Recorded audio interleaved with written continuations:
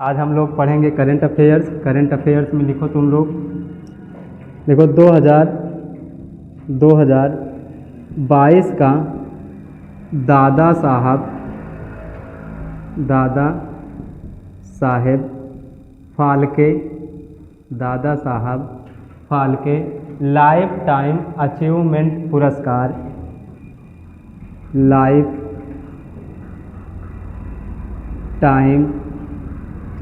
Achievement पुरस्कार achievement पुरस्कार 2024 में किसे प्रदान किया गया है? किसे प्रदान किया गया है? लिखना मिथुन चक्रवर्ती को किसे मिला है? मिथुन चक्रवर्ती को मिला है। दादा साहब फाल्के पुरस्कार सिनेमा क्षेत्र का सबसे बड़ा पुरस्कार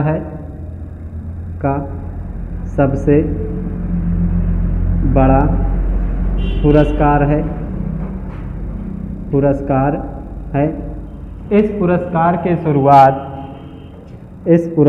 की शुरुआत 1969 में दादा साहब फाल्के की याद में किया गया है। दादा साहेब फाल्के की याद में दिया जाता है। 2021 का यह पुरस्कार वाहिदा रहमान को प्रदान किया गया है। वाहिदा रहमान को प्रदान किया गया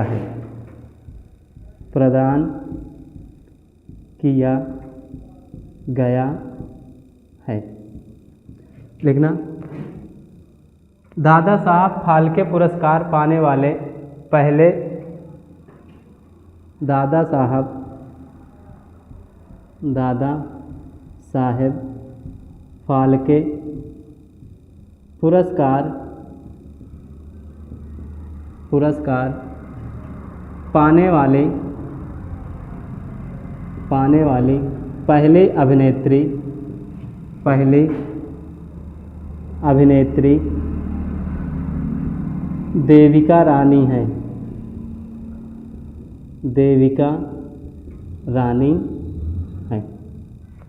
पहली अभिनेत्री कौन है? देविका रानी है। लिख गया?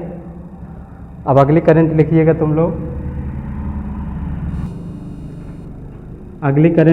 तुम लोग। लिखना 2023 में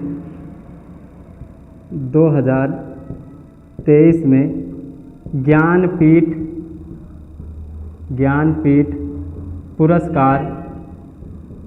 पुरस्कार किन्हें प्रदान किया गया है?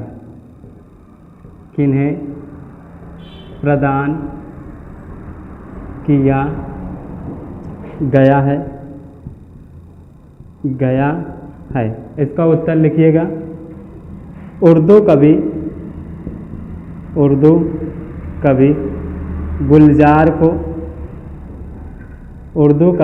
गुलजार को दूसरे हैं संस्कृत के विद्वान गुरु रामभद्राचार्य को प्रदान किया गया है। ज्ञानपीठ पुरस्कार की शुरुआत ज्ञानपीठ पुरस्कार की शुरुआत की शुरुआत 1961 ईस्वी में किया गया है। 1961 ईस्वी में किया गया है। ज्ञानपीठ पुरस्कार पाने वाले ज्ञानपीठ पुरस्कार पाने वाले पहले व्यक्ति जी शंकर कुरूप हैं। पहले व्यक्ति जी शंकर कुरूप हैं। ज्ञानपीठ पुरस्कार 8वीं अनुसूची में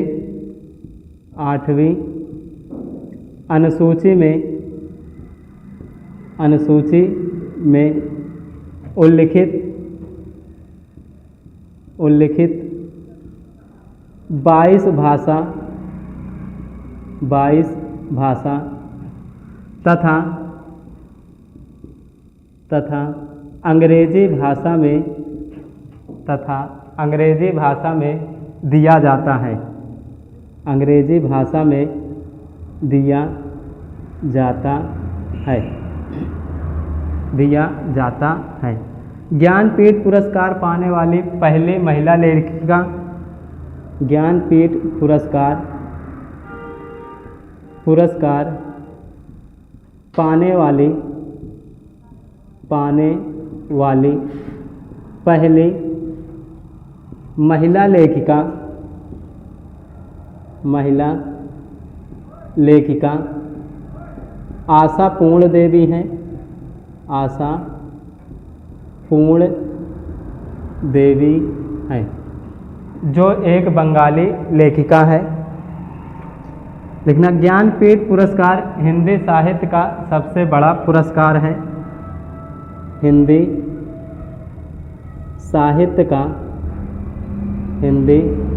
साहित्य का सबसे बड़ा पुरस्कार है। सबसे बड़ा पुरस्कार है। उसके आगे लिखिएगा,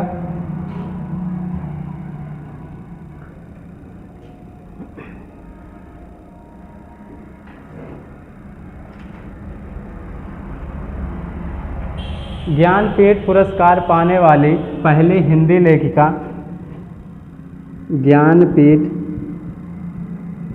ज्ञानपीठ पुरस्कार पाने वाली पहली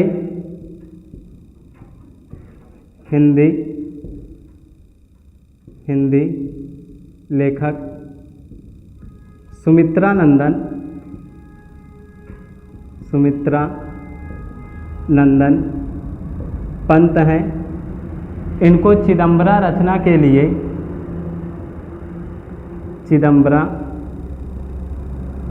के लिए दिया गया है।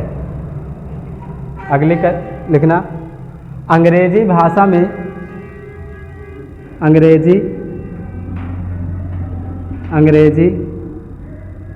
में ज्ञानपीठ पुरस्कार पाने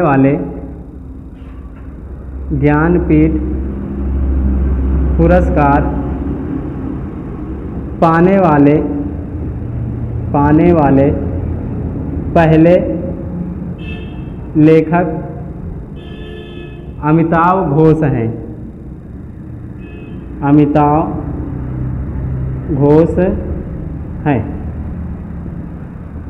पहले लेखक अमिताव घोष हैं।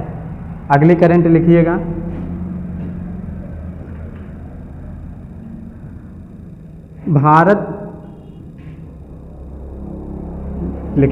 भारत में शास्त्रीय भाषाओं की संख्या कितनी हो गई है? या लिखिए, भारत में कितनी भाषाओं को शास्त्रीय भाषा का दर्जा प्रदान किया गया है? भाषाओं को शास्त्रीय शास्त्रीय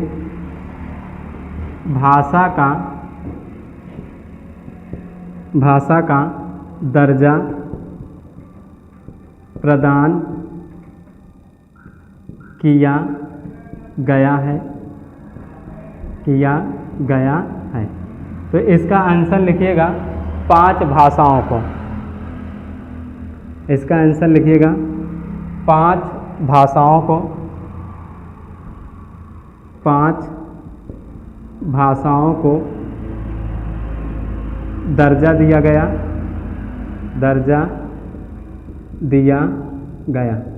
वो 5 भाषाएं कौन कौन सी हैं उनको लिखिएगा। पहला बंगाली, दूसरा असमिया भाषा, तीसरा पाली भाषा, चौथा मराठी भाषा, पांचवा प्राकृत भाषा। इन 5 भाषाओं को शास्त्रीय भाषाओं को दर्जा हाल ही में 2024 में दिया गया है। पहले कितनी शास्त्रीय भाषाएं थी? तो पहले 6 शास्त्रीय भाषाएं थी। पहले 6 शास्त्रीय भाषाएं थी। 6 शास्त्रीय भाषाएं थी। उनका क्रम लिख लेना इस तरह। पहला तमिल, फिर संस्कृत, फिर तीसरा लिखिएगा तेलुगु, फिर चौथा लिखिएगा कन्नड़, पांचवा लिखिएगा मलयालम, फिर उसके बाद लिखिएगा छठी भाषा ओडिसी या उड़िया लिखना, उड़िया। तमिल भाषा को शास्त्रीय भाषा का दर्जा 2004 में दिया गया। 2004 में। संस्कृत को 2005 में, तेलुगु को 2008 में, कन्नड़ को 2008 में, मलयालम को 2013 में और उड़िया को 2014 में शास्त्रीय भाषाओं का 2014 में शामिल किया गया है। तो वर्तमान में कुल कितनी भाषाएं हो गई? 11 भाषाएं। लिख लेना। वर्तमान में 11 शास्त्रीय भाषा हो गई है।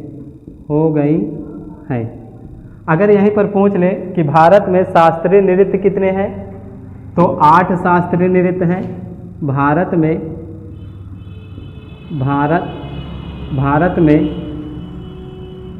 में शास्त्रीय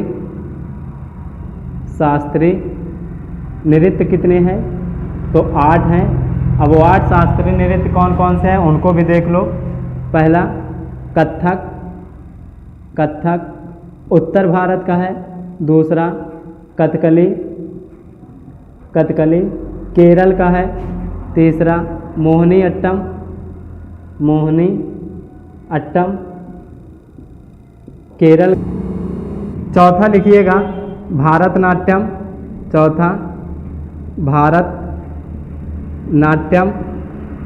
तमिलनाडु का है। पांचवा कुचिपुड़ी आंध्र प्रदेश का है। छठवा ओडिसी उड़ीसा का है। सातवां लिखिएगा मणिपुर का है। आठवां लिखिएगा सत्रिया असम का है। इसमें सबसे पुराना जो शास्त्रीय नृत्य है वो भारतनाट्यम का है। भारतनाट्यम है सबसे पुराना भारतनाट्यम है। इसे दासी अट्टम के नाम से जाना जाता है। दासी अट्टम के नाम से जाना जाता है। भारतनाट्यम को दासी नृत्य के नाम से जाना जाता है। दासी नृत्य के नाम से भी जाना जाता है। यामिनी कृष्णमूर्ति का संबंध भारतनाट्यम से है। यामिनी कृष्ण मूर्ति का संबंध किससे है? भारतनाट्यम से। अगली करंट तुम लोग लिखिएगा, मेटे इसको।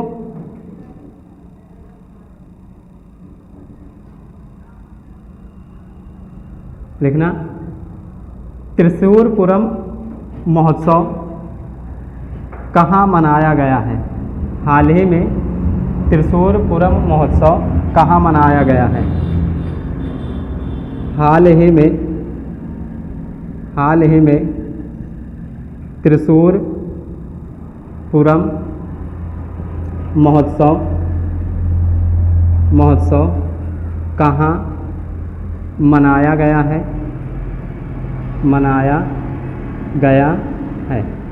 इसका उत्तर लिखिएगा, केरल। केरल की राजधानी लिखिएगा क्या है? तिरुवनंतपुरम। कैपिटल राजधानी क्या है?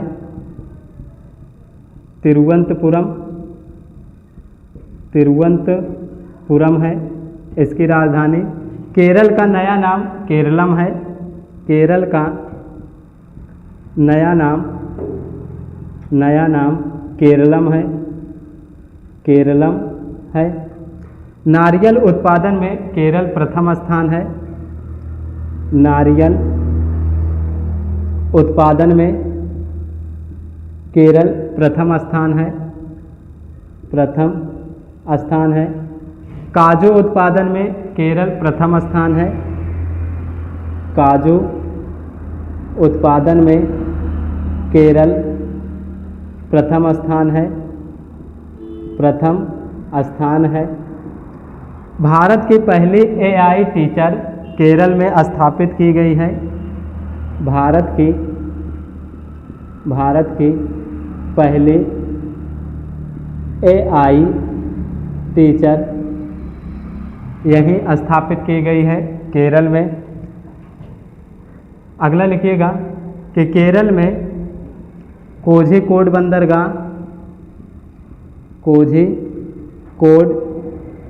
बंदरगाह स्थित है। अगला, केरल में कोझिकोड शहर को यूनेस्को द्वारा भारत का पहला साहित्य शहर घोषित किया गया है। कोझिकोड शहर को यूनेस्को द्वारा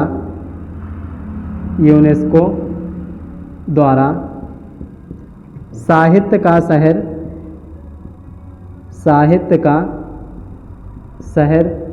घोषित किया गया है। अगला, यूनेस्को की स्थापना 1945 में हुई है। यूनेस्को का मुख्यालय फ्रांस की राजधानी पेरिस में है। यूनेस्को द्वारा भारत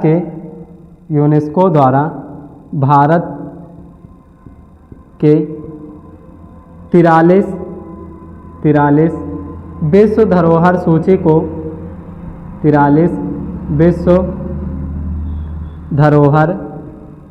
सूची को मान्यता प्रदान की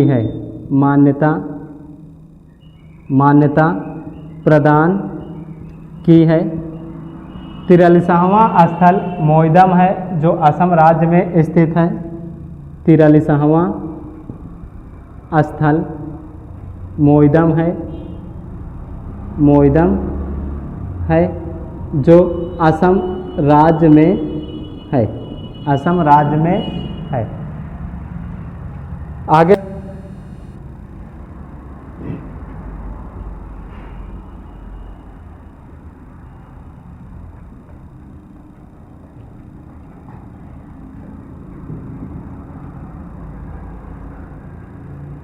लिखना, मोइदम राज्य है। उसके आगे लिखना, यूनेस्को की अमूर्त विरासत सूची में यूनेस्को की अमूर्त विरासत सूची में भारत के 16 अमूर्त विरासत सूची शामिल हैं। भारत के 16 अमूर्त विरासत सूची शामिल है 16वां अमूर्त विरासत सूची 16वां अमूर्त विरासत सूची गरबा है जो गुजरात राज्य का लोक नृत्य है। जो गुजरात राज्य का लोक नृत्य है। 15वां अमूर्त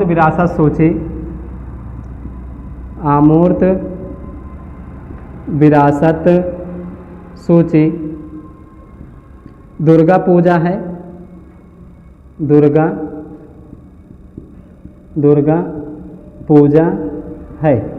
दुर्गा पूजा पश्चिम बंगाल में इस दुर्गा पूजा पश्चिम बंगाल का है। पश्चिम बंगाल की राजधानी कोलकाता है जिसे महलों का शहर कहा जाता है। जिसे महलों का शहर कहा जाता है। फोर्ट विलियम कॉलेज कोलकाता में है। फोर्ट विलियम कॉलेज कोलकाता में है। चाय का मुख्यालय कोलकाता में है। चाय का मुख्यालय